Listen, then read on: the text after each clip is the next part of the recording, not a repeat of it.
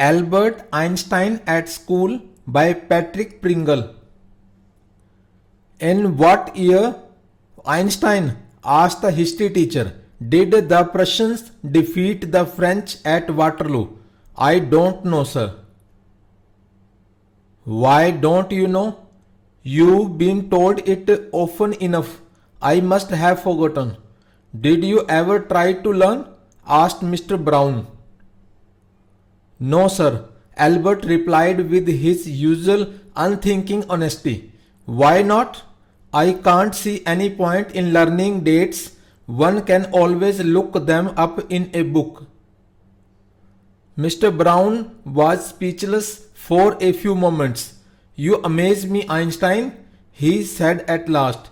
Don't you realize that one can always look most things up in books? That applies to all the facts you learn at school. Yes, sir. Then I suppose you don't see any point in learning facts. Frankly, sir, I don't, said Albert. Then you don't believe in education at all. Oh, yes, sir, I do. I don't think learning facts is education. In that case, said the history teacher with heavy sarcasm, perhaps you will be so kind as to tell the class the Einstein theory of education. Albert flushed. I think it's not facts that matter but ideas, he said. I don't see the point in learning the dates of battles or even which of the armies killed more men. I'd be more interested in learning why those soldiers were trying to kill each other. That's enough. Mr. Brown's eyes were cold and cruel. We don't want a lecture from you, Einstein. You will stay in for an extra period today, although I don't imagine it will do you much good. It won't do the school any good either. You are a disgrace. I don't know why you continue to come. It's not my wish, Sir Albert pointed out. Then you are an ungrateful boy and ought to be ashamed of yourself. I suggest you ask your father to take you away. Albert felt miserable when he left school that afternoon. Not that it had been a bad day, most days were bad now anyway, but because he had to go back to the hateful place the next morning. He only wished his father would take him away, but there was no point in even asking. He knew what the answer would be. He would have to stay until he had taken his diploma. Going back to his lodgings did not cheer him up. His father had so little money to spare that Albert had been found a room in one of the poorest quarters of Munich. He did not mind the bad food and lack of comfort or even the dirt and squalor, but he hated the atmosphere of slum violence. His landlady beat her children regularly, and every Saturday her husband came drunk and beat her. But at least you have a room of your own, which is more than I can say, said Yuri when he called round in the evening. At least you live among civilized human beings, even if they are all poor students, said Albert.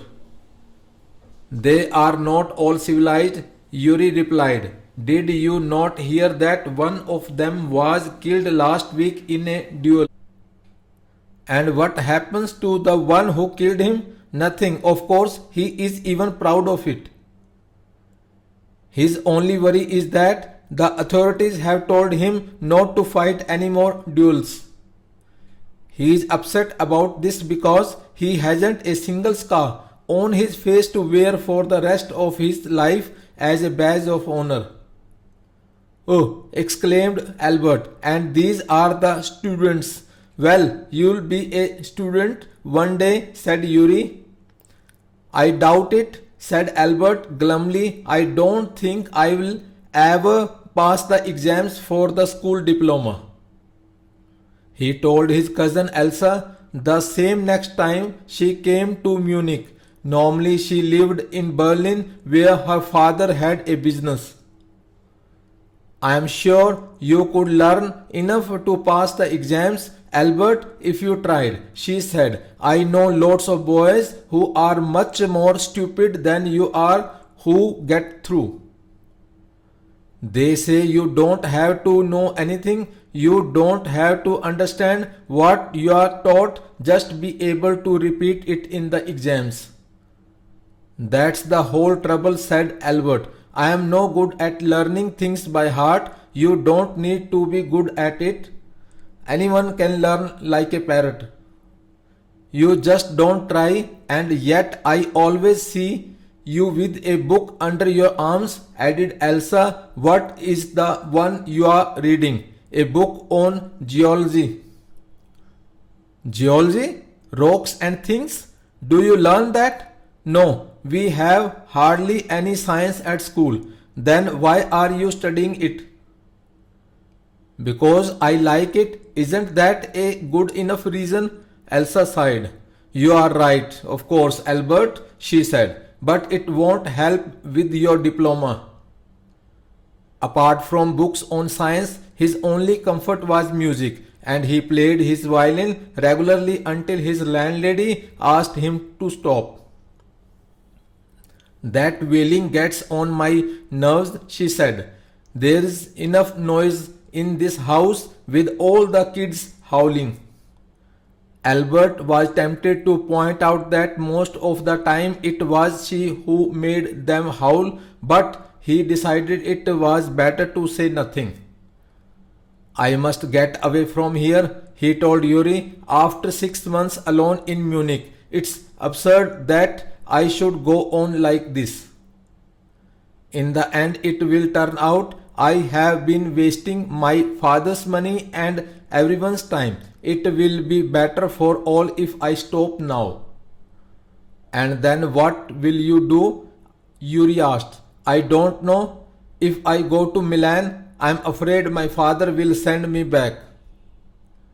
Unless his eyes gleamed with a sudden idea. Yuri, do you know any friendly doctors? I know a lot of medical students and some of them are friendly, said Yuri. Doctor, no, I've never had enough money to go to one. Why? Suppose, said Albert, that I had a nervous breakdown. Suppose a doctor would say it's bad for me to go to school and I need to get right away from it. I can't imagine a doctor saying that, said Yuri. I must try, said Albert, to find a doctor who specializes in nerves. There are plenty of them, Yuri told him. He hesitated for a moment and then added, rather reluctantly, I'll ask some of the students if they know one, if you like. Will you? Oh, thank you, Yuri. Albert's eyes were shining. Wait a moment, I haven't found one yet. Oh, but you will. And if I do, I don't know if he'll be willing to help you. He will, declared Albert. I am going to have a real nervous breakdown to make it easier for him. He laughed merrily. I have never seen you looking less nervous, remarked Yuri. A day or two at school will soon put that right, Albert assured him.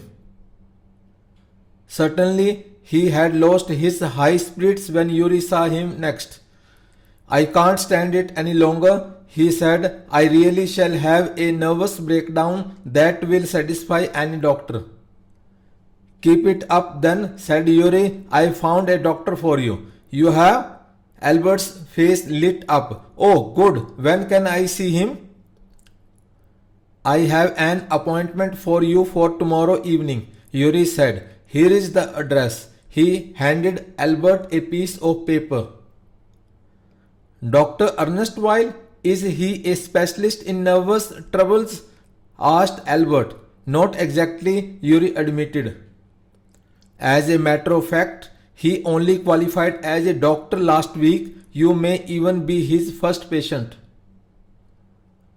You knew him as a student? Then I've known Ernest for years. Yuri hesitated for a few moments. He is not a fool, he warned Albert. What do you mean? Don't try to pull the wool over his eyes, that's all. Be frank with him, but don't pretend you got what you haven't. Not that you deceive anyone, Yuri added. You are the world's worst liar. Albert spent the next day wondering what to tell the doctor. When the time arrived for his appointment, he had worried over it so much that he really was quite nervous. I don't really know how to describe my trouble, Dr. Weil, he began. Don't try, said the young doctor with a friendly smile. Yuri has already given me a history of the case. Oh, what did he say? Only that you want me to think you have had a nervous breakdown and say that you mustn't go back to that school. Oh dear, Albert's face fell. He shouldn't have told you that. Why not? Isn't it true then? Yes, that's the trouble. Now you'll say there is nothing wrong with me and you'll tell me to go back to school. Don't be too sure of that, said the doctor. As a matter of fact, I am pretty sure you are in a nervous state about that school. But I haven't told you anything about it, said Albert, wide-eyed. How can you know that? Because you wouldn't have come to see me about this if you hadn't been pretty close to a nervous breakdown, that's why. Now, said the doctor briskly, if I certify that you have had a nervous breakdown and must stay away from school for a while, what will you do? I'll go to Italy, said Albert, to Milan where my parents are. And what will you do there? I'll try to get into an Italian college or institute. How can you without a diploma? I'll ask my mathematics teacher to give me something about my work and perhaps that will be enough. I learnt all the maths they teach at school and a bit more, he added when Dr. Weil looked doubtful. Well, it's up to you, he said. I doubt if it will come off, but I can see you are not doing yourself or anyone else much good by staying here. How long would you like me to say you should stay away from school? Would 6 months be alright? This is very kind of you. It's nothing. I've only just stopped being a student myself, so I know how you feel. Here you are. Dr. Weil handed him the certificate and the best of luck. How much? Nothing. If you have anything to spare, invite Yuri to a meal. He is a good friend of mine and yours too, I think. Albert had no money to spare, but he pretended he had and took Yuri out to supper. Isn't it wonderful? He said after showing Yuri the certificate. Yes, it's fine, Yuri agreed. 6 months is a good period. This way you won't actually be leaving the school. So, if the worst comes to the worst, you'll be able to come back and carry on for your diploma. I'll never go back to that place, Albert assured him. I am going to take this certificate to the head teacher tomorrow, and that will be the end of it. Don't forget to get a reference in writing from your mathematics teacher first, Yuri reminded him. Mr. Koch willingly gave Albert the reference he wanted. If I say I can't teach you anymore and probably you'll soon be able to teach me, will that be alright? He asked. That's saying too much, sir, said Albert. It's only the truth, but alright. I'll put it more seriously. It was still a glowing reference. And Mr. Koch made the point that Albert was ready immediately to enter a college or institute for the study of higher mathematics. I am sorry you are leaving us, although you are wasting your time in my class, he said. It's almost the only class where I am not wasting my time, said Albert. But how did you know I am leaving, sir? You wouldn't have asked me for this reference otherwise.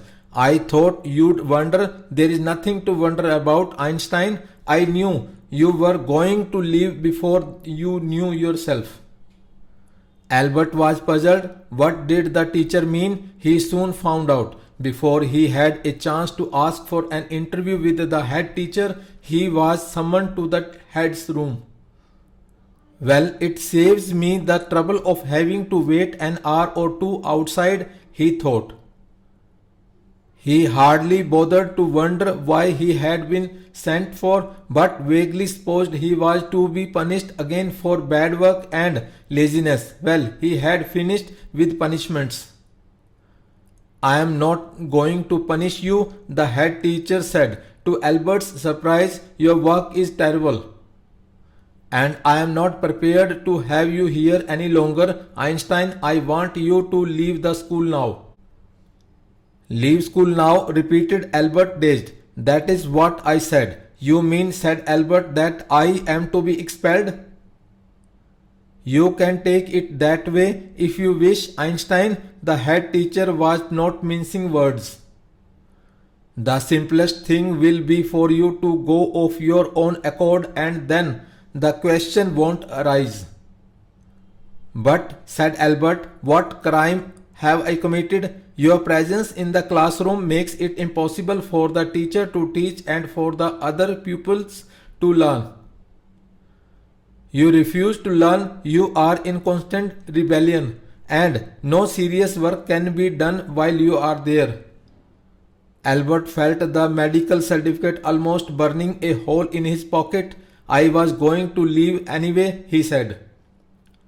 Then we are in agreement at least, Einstein, the head said. For a moment Albert was tempted to tell the man what he thought of him and of his school.